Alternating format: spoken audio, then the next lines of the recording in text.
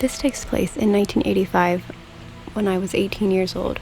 My family, my parents, myself, and my 16-year-old sister Amani lived in a quiet neighborhood in Calgary. Everything in my eyes was perfect. Everything except our neighbor David. I loathed David. He was 22 years old and very cocky because he played electric guitar in some local rock band. He would always bring different women over, and from my sister's window, she could hear everything. Whenever Amani and I walked home from school, a shirtless David would conveniently be there doing bicep curls in his front yard. Every day, he managed to find a way to greet Amani, and she would greet him back.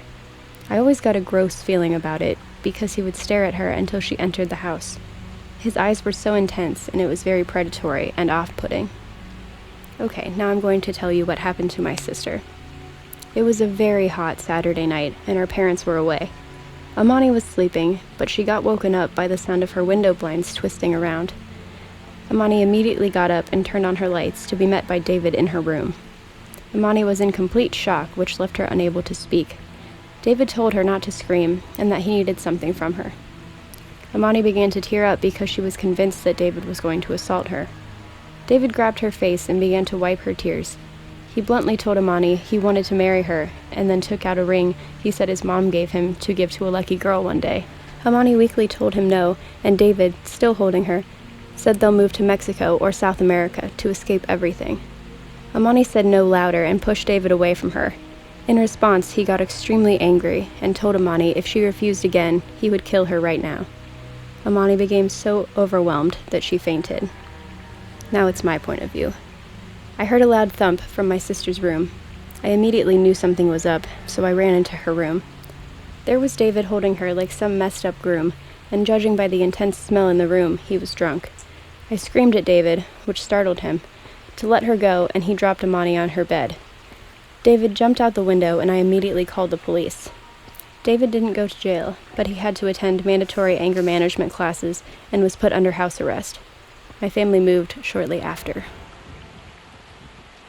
Okay, so I'm 18 and this happened last week. I recently moved to a different country with my parents. For context later, I was home alone a couple days ago and my parents said they were going somewhere to buy something. Wasn't really paying attention.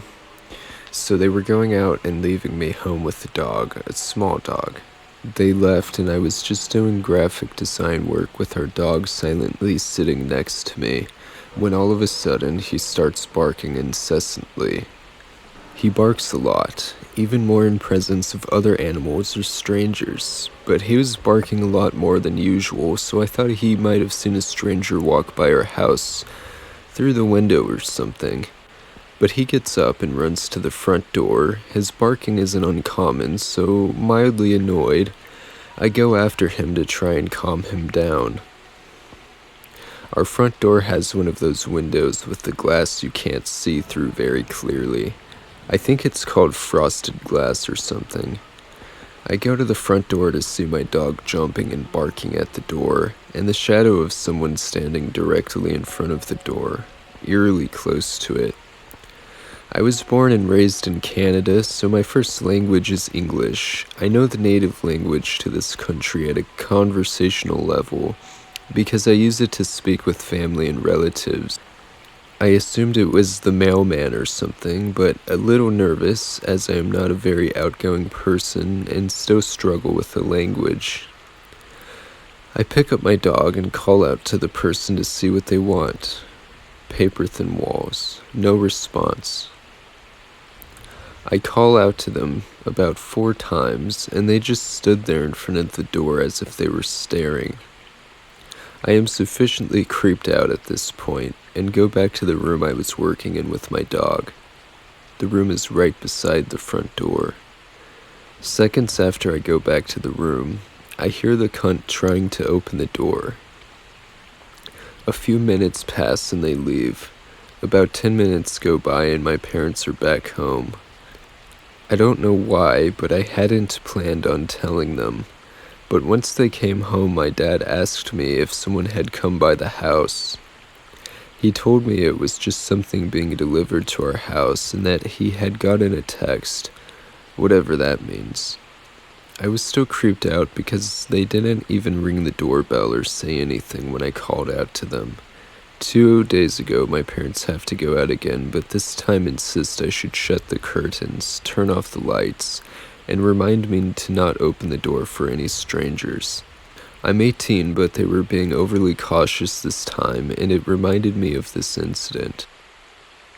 Before my mom married my dad, she dated a man named Craig.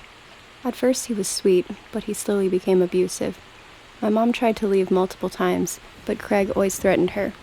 After one violent argument, my mom waited and fled in the middle of the night. Years passed, and she got married and had me. My dad's work included a lot of traveling, so it was mostly my mom and I alone in our big acreage home. My mom was in the kitchen making lasagna while I was sitting in my high chair. It was extremely hot that day, so she opened the kitchen door to let in some air. She heard heavy footsteps enter into the kitchen behind her. My excited mom assumed it was my dad, and she turned around with a, "Hello, my love." Her excitement immediately turned to horror. There was Craig, standing in the middle of our kitchen, with a gun visibly tucked into his pants. Craig smiled at her and asked her what she was making. My mom mustered enough courage and said lasagna. She was physically shaking as Craig sat himself down beside me. He playfully pinched my cheek and I laughed at him. My mom was holding back tears as she finally asked what he was doing in the house. Craig said he just wanted to visit my mom and would leave when he was done eating. When the lasagna was ready, she served it to him. My mom took me and sat across from Craig so she could keep an eye on him.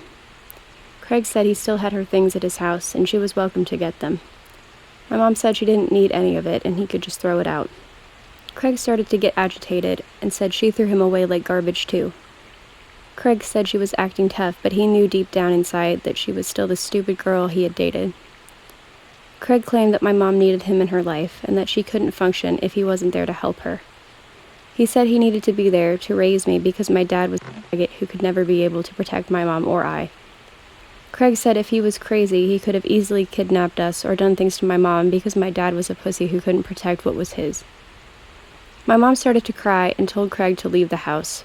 Craig said that it wasn't her house and that he had the right to be there.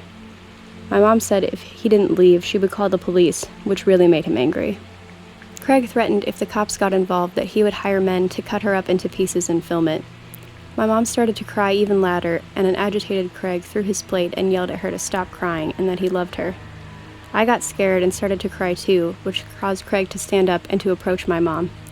She jumped out of her chair with me cradled in her arms. She begged for Craig to spare my life.